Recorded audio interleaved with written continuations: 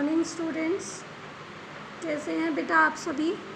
देखिए बेटा, आज हम क्लास 8th में वीडियो नंबर जो है 32 करेंगे हिंदी मीडियम में।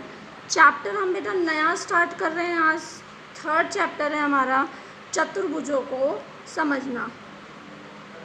ठीक है, तो चतुर्भुजों को समझना यानी चतुर्भुजों के बारे में हम ये चैप्टर पढ़ेंगे।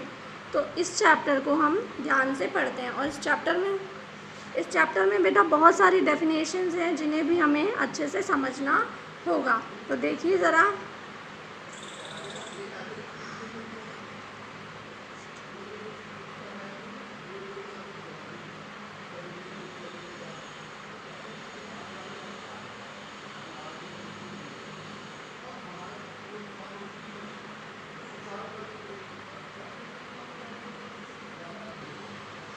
देखिए बेटा, यहाँ पर आपको एक टेबल दी हुई है, वो बता देते हैं, मैच करना है आपको। देखिए,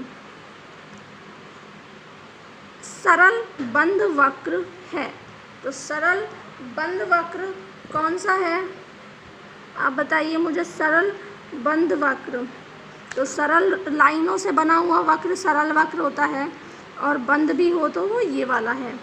बंद वक्र जो सरल नहीं है तो वो ये है बेटा, ये कर्व है ना, लेकिन ये सरल नहीं है। अब एक सरल वक्र जो बंद नहीं है, तो सरल वक्र ये है लेकिन ये बंद नहीं है, और जो सरल वक्र नहीं है तो वो ये है। ठीक है, सरल वक्र वो होते हैं जो लाइनों से बने होते हैं, और कर्व वो होते हैं जो गोलाई में बने होते हैं। अब देखिए, सबसे पहले आप पढ़ेंगे बहुभुज को।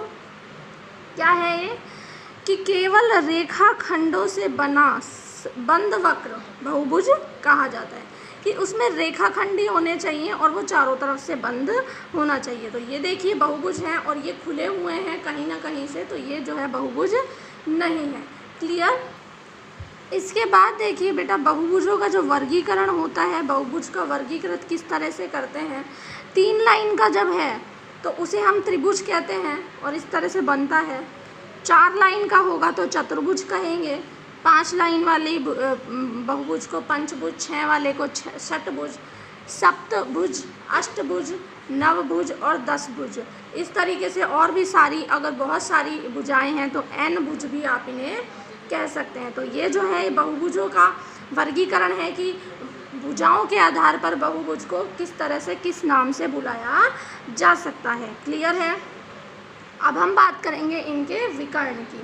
तो देखिए, विकर्ण क्या होते हैं। कोई भी बहुभुज है उसका विकर्ण क्या होगा, हेडिंग करेंगे आप विकर्ण और उसकी जो है डेफिनेशन लिखेंगे कि किसी बहुभुज का विकर्ण उसके किन्हीं 2 शीर्षों को जोड़ने से प्राप्त रेखाखंड होता है। कोई भी 2 शीर्ष हैं उन्हें जोड़ दो, लेकिन वो आसन्न शीर्ष नहीं होने चाहिए। आसन्न का मतलब उसके निकटवर्ती, उसके पास वाला जो है पॉइंट नहीं होना चाहिए।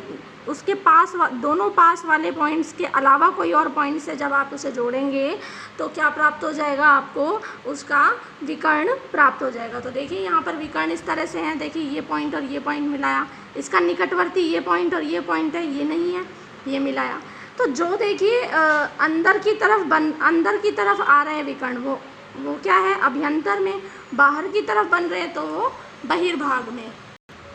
यानी कि देखिए, आप अगर किसी आकृति के अंदर वाले हिस्से की बात करते हैं तो वो अभ्यंतर कहेंगे, और उस आकृति के बाहर के हिस्से की जब आप बात करते हैं तो उसे आप बहिर्भाग कहेंगे। ठीक है। अब उसके बाद हम पढ़ते हैं कुछ उत्तल और अवतल बहुभुज। उत्तल बहुभुज और अवतल बहुभुज। तो देखिए, अभी मैंने आपको आकृति दिखाई कि जो बहुभुज, ठीक है, आप जिनके विकर्ण आपने खींचे, अब ये विकर्ण इस आकृति के अगर अंदर ही हैं तो इन बहुभुजों को आप क्या कहेंगे, उत्तल बहुभुज कहेंगे।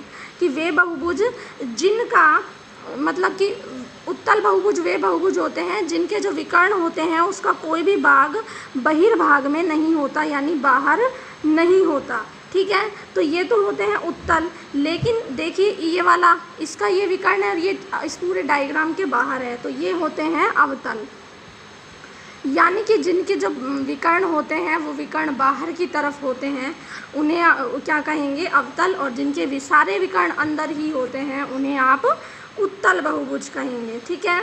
इसके बाद नेक्स्ट हम हेडिंग पढ़ेंगे सम तथा विषम बहुभुज।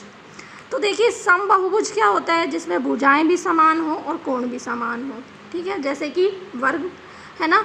सम बहुभुज क्या होते हैं, सम बहुभुज होते हैं वे बहुभुज जिनकी भुजाएं तथा कोण समान हैं, तो वो सम बहुभुज होते हैं। जबकि विषम बहुभुज क्या होता है कि जिनके भुजाएं और कोण जो है वो समान ना हो, तो उन्हें आप कहेंगे विषम बहुभुज। तो यहाँ पर छटनी भी की हुई है सम बहुभुज और विषम बहुभुज की।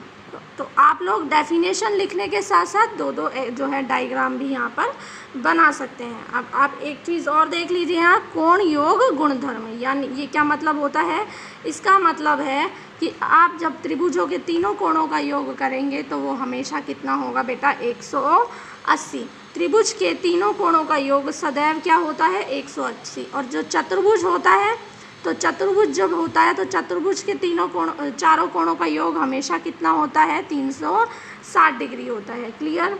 तो देखिए बेटा, ये हमने कुछ यहाँ पर परिभाषाएं पढ़ी हैं जिन्हें आपको बहुत अच्छे से याद करना है, इन परिभाषाओं को। और इन परिभाषाओं के साथ साथ ही आपको आगे बढ़ना है। उसमें हम आगे नेक्स्ट जो हमारी वीडियो होगी उसमें हम एक्सरसाइज स्टार्ट करेंगे, क्योंकि एक्सरसाइज करेंगे तब हमें इन डेफिनेशंस की बहुत ज़रूरत पड़ेगी। तो इसलिए डेफिनेशंस याद कीजिए और CW में इसके नोट्स बनाइए। Thank you.